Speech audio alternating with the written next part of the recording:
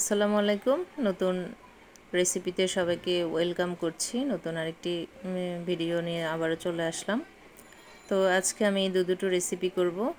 তো প্রথম রেসিপিতে আমি দেখাবো পটলের একটা প্রিপারেশন। সেজন্য কিছু পটল নিয়ে নিয়েছি। পটলকে আমি কেটে ধুয়ে পরিষ্কার করে নিয়েছি, সাথে কিছু আলুকেও কুচিয়ে নিয়েছি।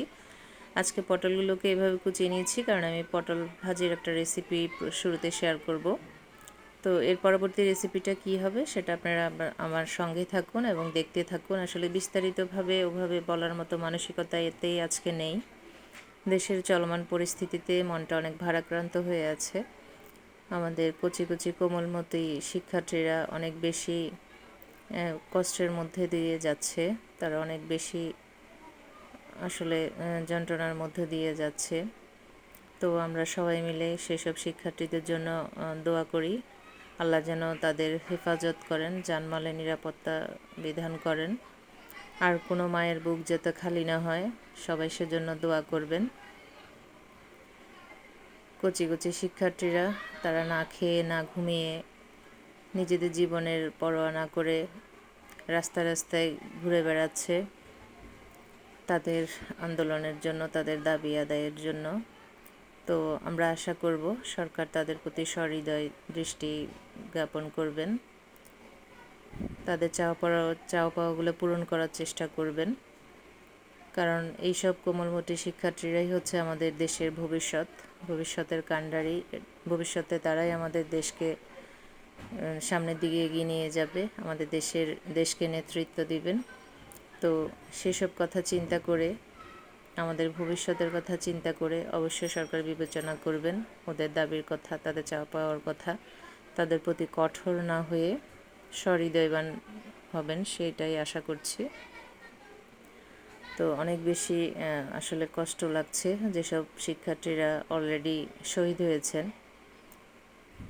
আল্লাহ তাদের সবাইকে জান্নাতুল ফেরদৌস দান করুক এবং তাদের পরিবারকে এই দুঃখ সইবার শক্তি দেক, সেই দোয়াই করি। তো এসব শিক্ষার্থীরা আসলে ওরা কোনো সন্ত্রাসী নয়, ওরা কোনো সন্ত্রাসী কর্মকাণ্ডের সাথেও জড়িত নয়। ওরা শান্তিপূর্ণভাবে তাদের দাবি আদায়ের লক্ষ্যে মাঠে নেমেছে, রাস্তায় নেমেছে, সরকারের কাছে তাদের আবেদনটা পেশ করেছে।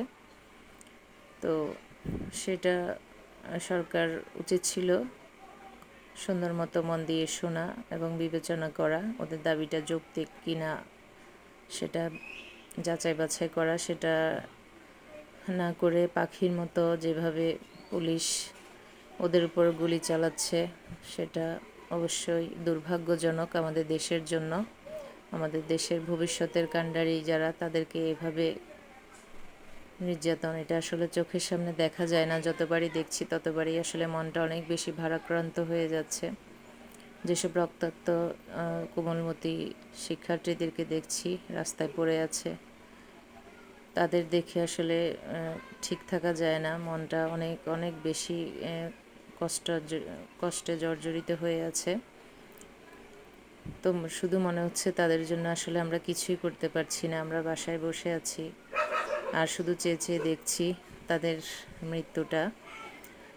হয়তো এইসব ছেলেরা যে পরিবারের, সে পরিবারের হয়তো একমাত্র আশা ভরসার ছিল, একমাত্র প্রদীপ ছিল হয়তোবা। বৃদ্ধ বাবা মায়ের হয়তোবা অন্ধের যষ্টি ছিল সেই সন্তান। হয়তো এই সন্তানের দিকেই তারা তাকিয়ে আছে, ভবিষ্যতে তাদের সংসারে হাল ধরবে। হয়তো পরিবারের একমাত্র উপার্জনক্ষম ব্যক্তিটিকে কেউ হারিয়েছেন। তো এটা খুবই দুঃখজনক। আসলে একটা স্বাধীন দেশে এই ধরনের কর্মকাণ্ডগুলো খুবই দুঃখজনক। পুলিশদের অবশ্যই জবাবদিহিতার ব্যবস্থা রাখা উচিত ছিল যে ওরা কতটুকু তাদের শক্তি প্রয়োগ করবে এইসব নিরপরাধ শিক্ষার্থীদের জন্য, কারণ ওরা শান্তিপূর্ণ আন্দোলনই করছিল।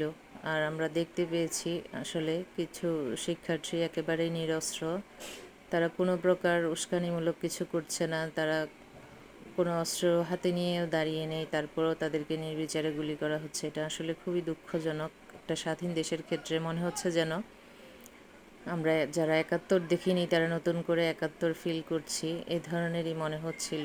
আর ঘরবন্দি অবস্থাটাকে মনে হচ্ছিল যেন আমরা করোনাকালীন পরিস্থিতিটাকেই ফিল করছি। করোনার সময় তাও আমরা ইন্টারনেটে কিছুটা সময় কাটাতে পেরেছি, বিশ্বের খবরাখবর জানতে পেরেছি।